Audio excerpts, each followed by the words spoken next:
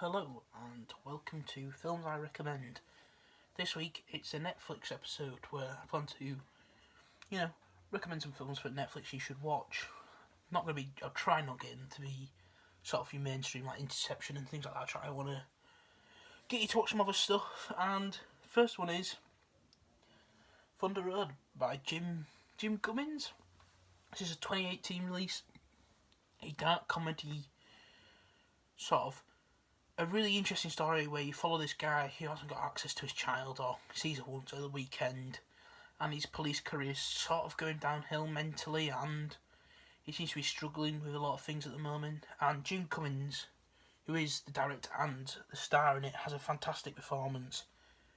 If the first 10 minutes don't hook you, then I don't think it's your kind of film, but the first 10 minutes of his performance is outstanding. There's a really good soundtrack in the whole way through for the film. The last song is it's Bon Iver, but I can't remember the song, and honestly it hits perfectly for a director's sort of debut. I think it's his first feature as well, because he did a short what is the first 10 minutes of the film, but obviously we shot it for the film. It's sort of an outstanding dark comedy, and I really highly recommend it. Next we've got is, I'll close that tab just to keep a reminder of like cast and crew down here. I will be picking it up in a second when I get to the one after this. The next one is a Park Chan-wook film, a Korean master himself, and that is The Handmaiden from 2016. As I look at my notes, a brilliant, outstanding performances in this film. Cinematography's on top notch with Park in this, and you have a brilliant story. I recommend not reading into it, sitting down, dark room, putting it on. It does have sex, it does have violence, as most Park films do, but it is outstanding. A film that will be blown away. There is a Curzon Artificial Eye release, and look at that cover. This is the special edition with the director's cut. I haven't seen the director's cut yet. Oh no, it's the extended cut, it's not even a director's cut.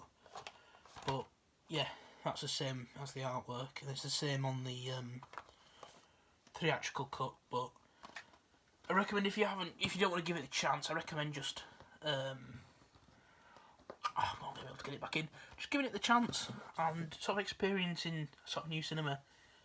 Next is a film I think it came out in 20, but on Letterbox it says 2019. That is Calm with Horses, directed by Nick Rowland. This is probably one film I really want people to see more, because not enough people have. It's a sort of dark, gritty mob film about a boxer who's told to kill someone, and that's it. As I'm going to say, some of the cinematography in this is, and it's Irish cinema, so it needs more credit, even though I don't think I have any Irish blood in me.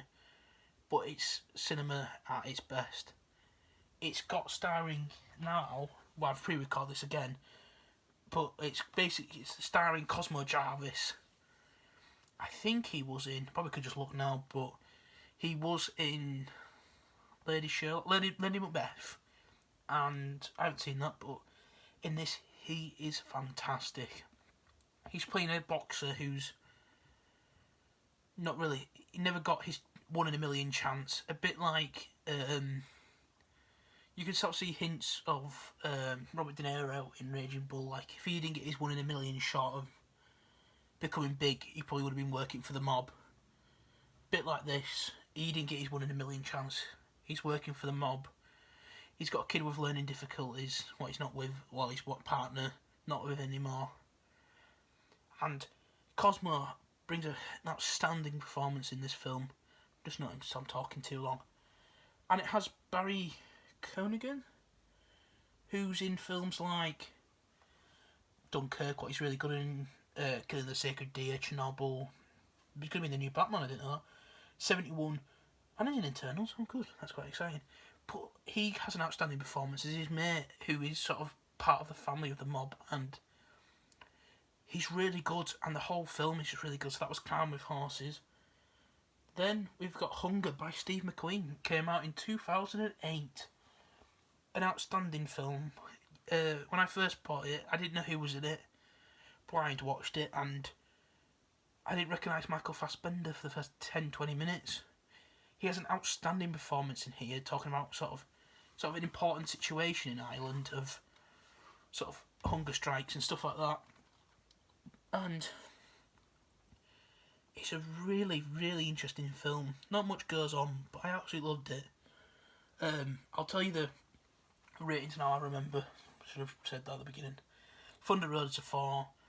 Handmaiden is a 4.5, nearly a 5. Calm with Horses 4.5. Hunger 4.5. Both outstanding. Hunger again. Michael Fassbender as usual with the Steve McQueen partnership is fantastic. And I'd recommend putting it on. I don't think it's that long. It's only 96 minutes long. And it's a really good film to watch. Next we have, I can put this down now for a second, is a Hayao Miyazaki film from 1992, and that's Poco Rosso. I think this is up there for Miyazaki's work. You've got Michael Keaton as Poco, and I love the story. It's fantastic. The animation's lovely. The whole film in general is fantastic, and I really recommend just putting it on if you want something light and uplifting. That is the film for it, and I don't really want to say much else about it, like I've been rambling on for 6 minutes now. But yeah, recommend that. Next one is Blue Ruin, a film I didn't expect I'd enjoy. Basically, I watched it about 3 or 4 months ago, and it was a blind watch because I was really struggling to watch something on Netflix, and it looked alright. It has a short run time. It's by Jim Schwalmer, and this film is 91 minutes long, that's why I probably put it on. It's brilliant. I wasn't expecting how good it was going to be. You've got Michael Blair, who I don't think has many roles. Basically, finds out his brother's murder. I think it's his brother. Basically, he works, about his father. His father's murder is getting released out of prison. And he seeks revenge for the person who did. And it's outstanding. Sorry, my mate Jonathan's just watched Mank and he said it was fantastic. But anyway, it's a really interesting film, and it's got some really cool sort of story arc, and it's interesting. And I recommend watching Blue Ruin.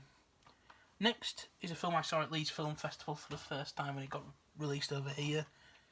And that is Sorry to Bother You. It isn't available on Netflix. By Boots Riley in 2018. Wow. This film is wacky, it's different, it's alternative. The twists, the turns are just great. You've got, how to say his name? Lakeleaf Senfield? In Get Out and Knives Out and Uncut Gems. You'll recognise him. He has an outstanding performance all the way during the film. And you got Tessa Thompson and Jamie Flower. Some fantastic performance, different turns, different twists, and I really recommend it. The final film I want to rant on about is The Squid and the Whale. No, it's not The Squid and the Whale. I don't know why I've got this up. It's the Mirowitz story. A Noah Baumbach film, and it's different with Baumbach films. They're always different. You either love them or you hate them. But the cast in this is fantastic. Adam Sandler, Ben Stiller, Dustin Hoffman, Emma Thompson. Some outstanding actors in a Baumbach film. It's a 4. It's fantastic. And I really recommend. If you have any films for me to recommend or to watch on Netflix, drop them in the comments. I'll put them on the watch list, or I'll probably watch them today maybe. I don't know what I'm going to plan to watch today. But yeah, hope you enjoyed this films I recommend you to watch, and have a fantastic day and stay safe everyone. Shout out to Toby and Kirsty. Bye, and Will. We'll give Will another shout out, why not? Thank you.